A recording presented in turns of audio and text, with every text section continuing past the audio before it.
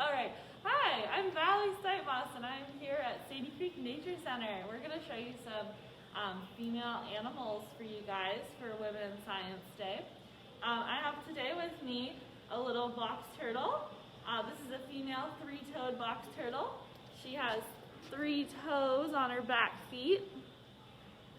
That's kind of where she gets her name.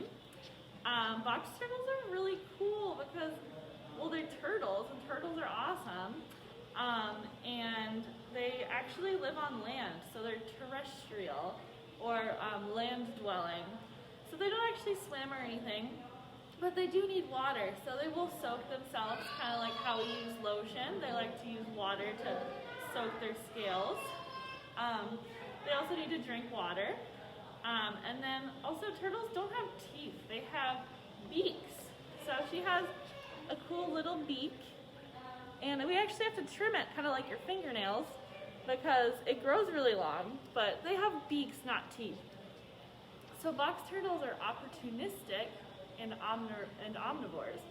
So that just means they basically eat anything they can fit in their mouth, but they can't chew it. So just little tiny things like bugs and worms and different kinds of plants. So yeah, they just go through life and they eat whatever they can find in the underbrush. The other thing about box turtles is they have a cool shell, right? Look at this shell. It's actually part of their body. So it's not like a hermit crab or anything. It grows with them. It's actually part of their spine.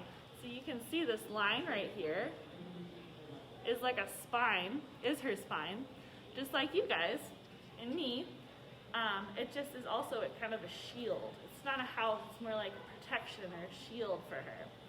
So box turtles can actually go all the way into their shell, and they have a hinge right here, which closes their shell completely, and then they're totally safe. So this female box turtle, you can tell she's a female because she doesn't have red eyes. She has brown eyes. Some of the females have a dark red. And then she also has a flat plastron, or this part right here, where her shell hinges and closes. So those are 2 ways you can identify her as a female. So I think that Miss Michelle is going to show you guys the next animal.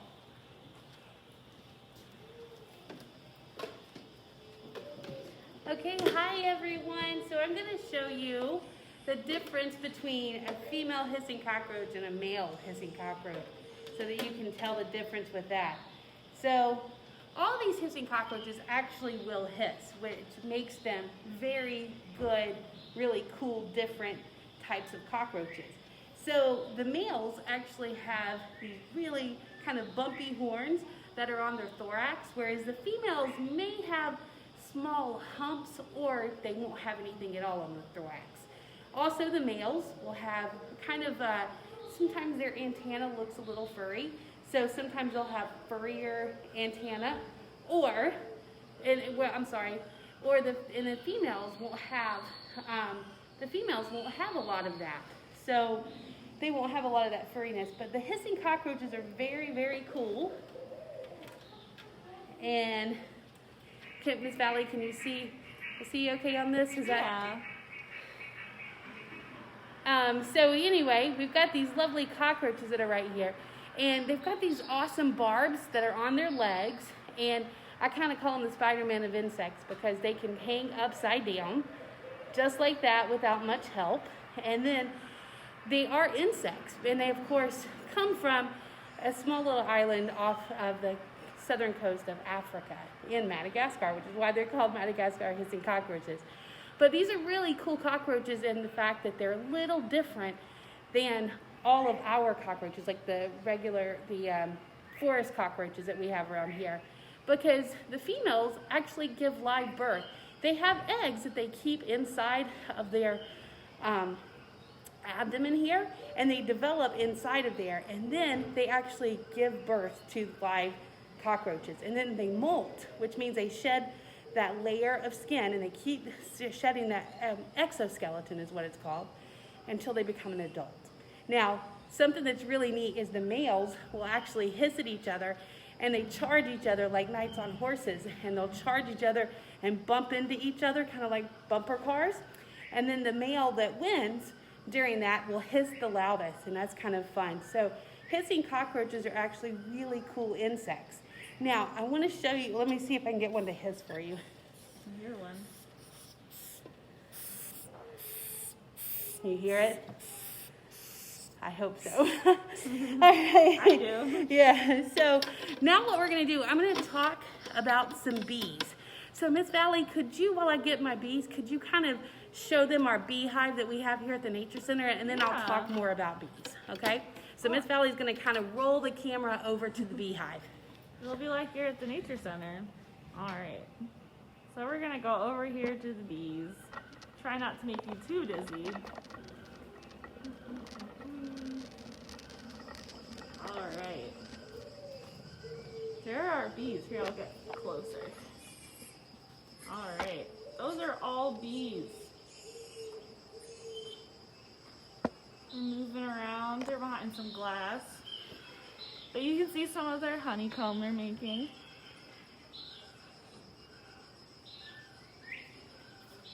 But yeah, we have a lot of bees. And they have a little tunnel that goes outside. So they're not all stuck in there or anything. They have a way out. Miss Valley, whenever you're ready, you can kind of come back over here. Alright. So there are the bees. And now I think Miss Michelle's going to talk to you guys a little bit more. Alright. And Miss Valley, if you can kind of focus in to make sure they get this. Can you see that? Okay, alright, perfect. So this right here is a bee display that we have. And it's really neat. I love talking about honeybees. So they have the different life cycles here. So you have your egg, your larva, your pupa, and then they turn into adults. And there are 3 types of bees that you have in a beehive. You have, of course, your queen. There's only one queen. If there's another queen that's there, they usually will take a bunch of those worker bees and they go and make another hive somewhere. Now, you also, of course, have your worker bees, and all of your worker bees have different jobs, and all the worker bees are, of course, female.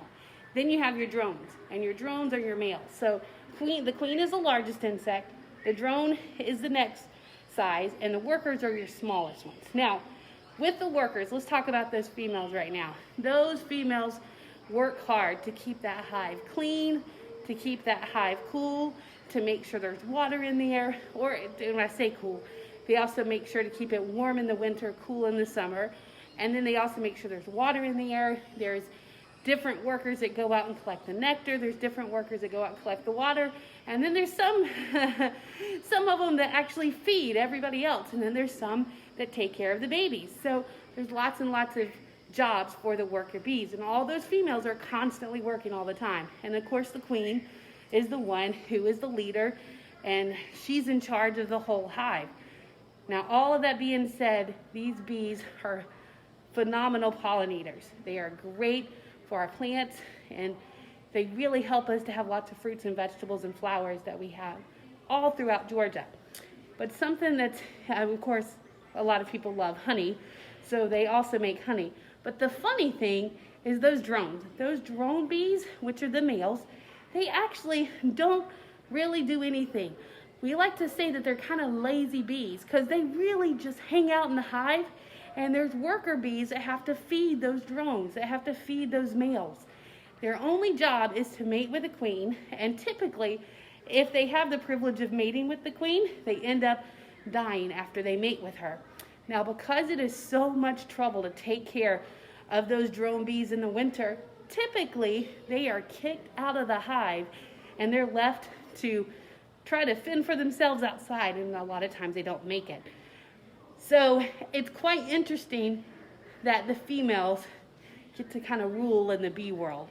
And this is just a lovely display of like the queen cell, the honeycomb, the other cells that they have in there for all of the bees that are in a hive. So we just wanted to share a few female animals with you. Miss Valley, of course, showed the box turtle with the female. You can tell on that plastron how to tell the difference. or with the eyes, and that only works with box turtles. And then with the cockroaches, you can tell the female because she doesn't have pronounced horns like the males do. And then of course with the bees, you can tell the difference with those because most of the ones that you're going to see are going to be the females. There's going to be the workers, and the queen is the largest bee in there. So we like to kind of give a shout out to the female animals of the world, and we're also female animals, and we appreciate everyone tuning in with us for Women in Science, and stay tuned throughout the afternoon for more exciting activities and stories that we're going to have for you this afternoon. Thank you, everyone. Have a great day.